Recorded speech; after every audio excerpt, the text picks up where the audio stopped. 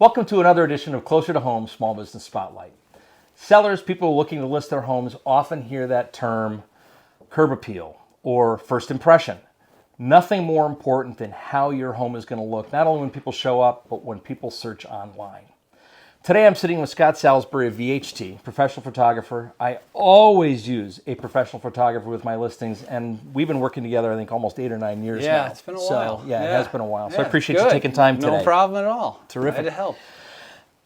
How'd you get into photography? What's the background into your expertise and how you started? Well, I was in college, undergraduate, and I was trying to be in business, and it just wasn't working out, and my mind just doesn't work like that. So I just had a fallback of photography, and I just had so much interest in it. It just kind of kept leading one thing to another. After college, I worked for a couple daily and weekly newspapers around the country. Newspapers didn't really turn out that well, but That's the rumor. that's the rumor, yeah. So after a while, I had a friend from college that was doing this job for VHT, and I came up to visit, and she just gave me some people to talk to, and before I knew it, I moved up here and started doing this, and that was it'll be 14 years this year. Oh, wow. Okay. Yeah. So that's a lot of homes you've shot over time. I think I had, last I counted, it was over 10,000. Oh my goodness. Yeah. Okay. Well, we'll get to that too.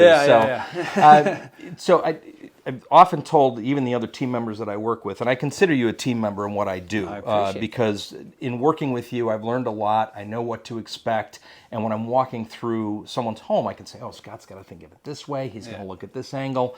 What advice do you have for those that are looking to list or going through that process of maybe how to set up their home? What should they be thinking about? You know, the one thing that I always notice right away, and it seems to sell quickly, is if you make your home homey, it seems to just attract more people.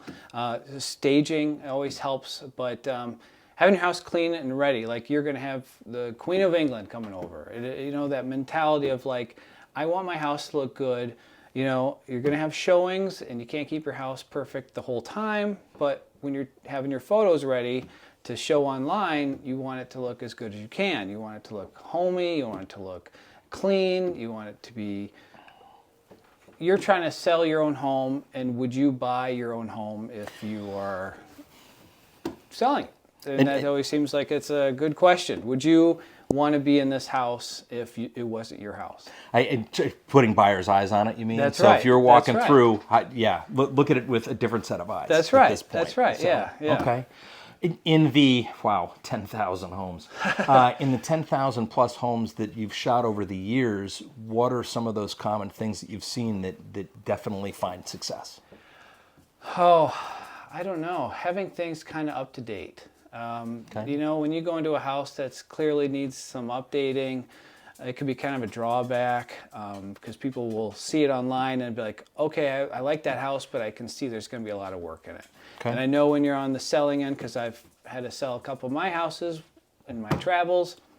So, you know, you you want it to be appealing. You want it to be current. You just want, even just if you have to go to Home Goods and buy some new throws for a couch or something that just gives it a little a likability. So even if the home isn't HGTV ready, as I often do, if you're doing some things that at least can show that there's that care and there's that effort to help people picture it themselves when they come in. That's right. Yeah, you always want to have your house, you want to give it that love that you moved into your house for a reason. You got to sell for a reason, so you want people that are going to buy your house to want to remember it and come back to it. I mean, that totally makes sense. And that actually then plays into even little things that I've learned from you over time of, depending on the time of day, how we want the blinds or how we want the drapes or how we want all those little pieces to play into it, or things we can move off the counter to take the picture and then move back. Because you still need to live there every day while you're on the market. You know, for photos, in a way, it's less is more. If you see a lot of clutter on a kitchen counter or in a living room floor, put it in your closet. Put it in the garage, because a lot of times we don't take pictures of closets and garages because they don't need to be. So if you've got a lot of stuff, you don't know where to put it, you got closets, you got a garage, even outside on the side of the house until the photos are done, know, and then we've put it done right back in. Because I mean, that's what you have to do. I mean, I was trying to think of a good example over the years of some of the things we've moved, just to take the oh picture yeah, and then couches, go back. But beds, you name it, recliners, everything. Yeah. I've had to move. So Okay. you just want to make your house homey. That's how I see it. And kind of as simple as that. It sounds logical. but yeah, as simple as logical. that. You know, just make your house appealing to someone who's never seen it before. Perfect.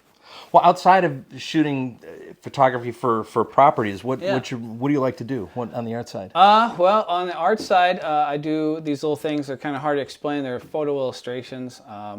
I used to do it when I was at the newspapers. It would be like someone would give me a concept for a photo, for a story idea, and then I'd have to come up with an idea to illustrate it. And I did it in college, and I do it with my 4-year-old, well, soon-to-be 4-year-old. I do one a month for him. It's just him in little situations. Little funny things like playing basketball. He's only 4, so he can't play basketball. So you just compose a whole bunch of images into it, and then you just make a little cute cool. little scene. Well, I've seen a few of those, and over time, when doing once a month, I mean, that's really cool. Yeah, it's like a little calendar. I make 45, a little calendar. 48 of them. I'm now, actually so. at 45 right now. So so That's awesome. It's fun. And then at the end of the year, I make a little calendar and I just give it to some family members, and That's really cool. it's What like a great little idea. notebook, a little scrapbook, and then I love that artistic side. Love that idea. Yeah. So, well, terrific. yeah. Well, I appreciate you taking time today to talk a little bit about this. Yeah, absolutely. If you have additional questions just about photography in general, I'll throw Scott's information